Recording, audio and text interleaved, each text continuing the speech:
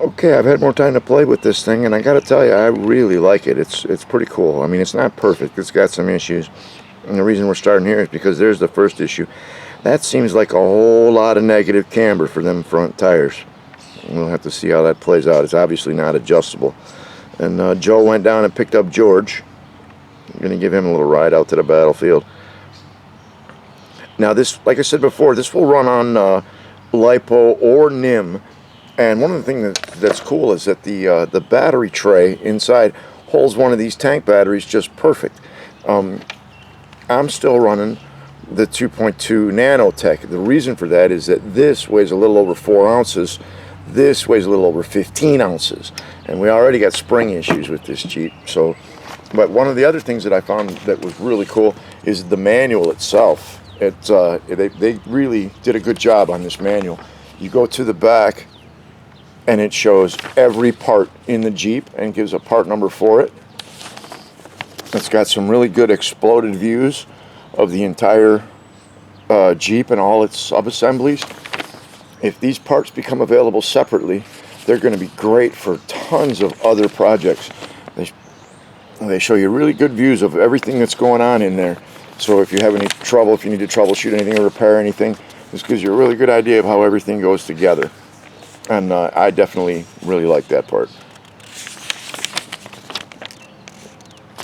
Now these are the shocks, and what I've done is it has a like a threaded ring there that you can move up and down on the threaded body of the shock absorber, and that puts preload on the springs. I just cranked them all the way down right to start with, and it's not too bad, but I still am going to need better springs in there. It's just that simple. But they give you everything that you need to work on one of these. The exploded views are just really good. The manual is much better than anything we usually see in tanks. You know, they're not talking about the whole of adding, if you know what I mean. Anyway, a lot of this stuff is really well detailed too. Let me bring the Jeep around to the side so we can get a view of that. The whole framework for the canvas top is functional.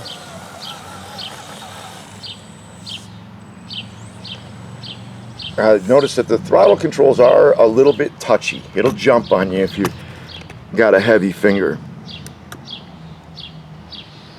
But like the one guy in his review said, one good thing is that the figures fit in there really, really well. But the canvas frame, what happens is you pull it out of here and put it into these brackets here, and then the one is functional, and that'll hold the canvas top if we ever get one. Now in the manual they list all the optional parts too, and one of those is a canvas top. There aren't too many optional parts available. Some metal upgrade stuff, like you can get the shaft assemblies in metal, you can get the aluminum steering hub parts, you can get a bushing set for it, you can get aluminum steering bracket set, aluminum wiper bracket set, aluminum rear bumper, aluminum front bumper. And it also says, I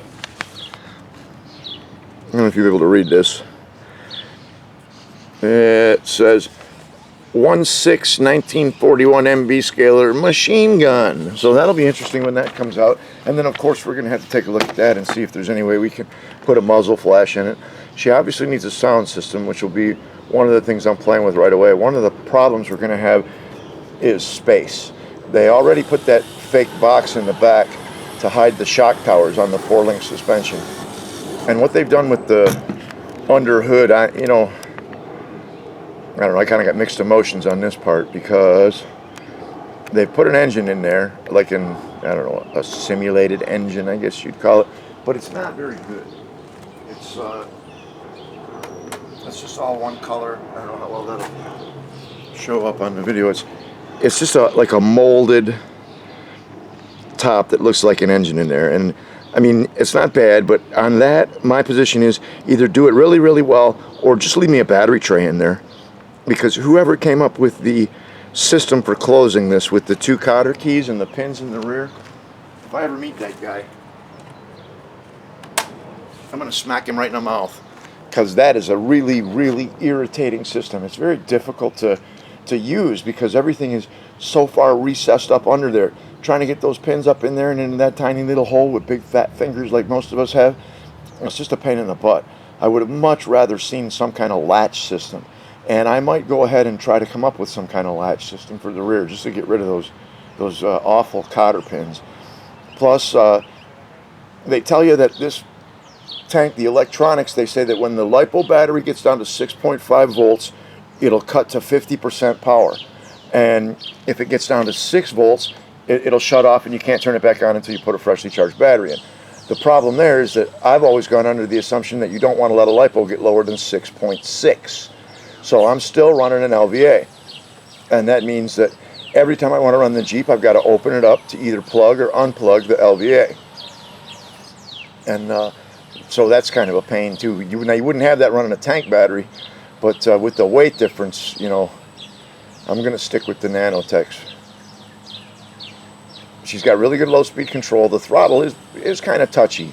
You got to have a light finger on it or it'll jump around on you.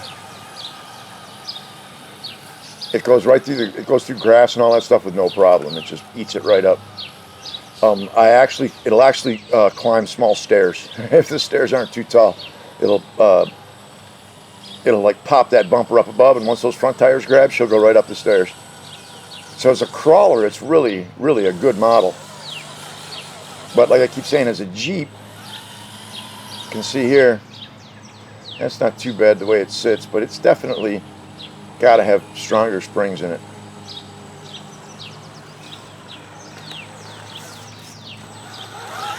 And here, I want to show you one last thing before I go. Now, this is the reason that I'm saying that I think we would have been better off if they had used leaf spring suspension. I know that the 4-link suspension is much better for the model. It gives much better performance, but the 4-link kind of takes away from the reality of the piece. The original vehicle had a leaf spring suspension, and a real Jeep would not do that. It would not have that much suspension travel. So I guess it's a case of form and function crossing paths again. And I still got to figure out a way to get Joe so his little head won't flop around. And some glue might be in his future. So that's the 1/6 scale Willys Jeep. I really like it. I'm really glad I bought it. It's got a few issues. I want to put tail lights in it. I want to make it so that I can turn the lights on and off from the transmitter.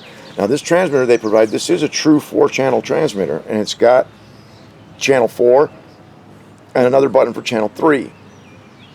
Channel 3, channel 4. I don't know what they do. I'm assuming that this means that they're going to come out with some kind of upgrade later where, you know, they'll need the other 2 channels. But until then, it wouldn't be that difficult to put this on a better radio. I could put it on a Fly Sky 3-channel, or I could put it on the Spectrum 4-channel, and those are still both pistol grip. But it does have a lot of potential. The sizes are not quite the same as the Dragon Jeep. I'm not sure which one is accurate, but they both can't be. But on the whole, I'm pleased that I bought it, especially for the price. Now, I got mine for $269.99 on a pre-order, and that was with free shipping. So $270 was pretty good. I've seen them now, they're running at about $300, $310 with free shipping. So compared to like a Toro King Tiger that you can drop $500 or $600 on, I think it's really good value for the money. It's definitely a nice model. It's definitely something that the market needed.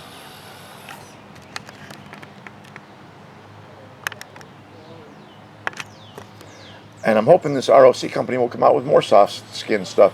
I've heard that they're kicking around the idea of a Schwimmwagen. Well, if they come out with any kind of Kubel or Schwimmwagen, I'll be all over that. And naturally, half tracks are always popular, half tracks. So there she is, the 1/6 scale ROC Willys Jeep. They call it the MB Scaler. Ready to run. Did not come with the figures. We had to add George and Joe there. But pretty good little model. I'm quite pleased that I bought it. I recommend it. Remember, it does not come with a battery. It does come with Dean's connectors, but it'll run on anything from a 2 to 3 cell LiPo to a 5 to 9 cell NIM. Well, I hope that was helpful to somebody. We'll see you next time.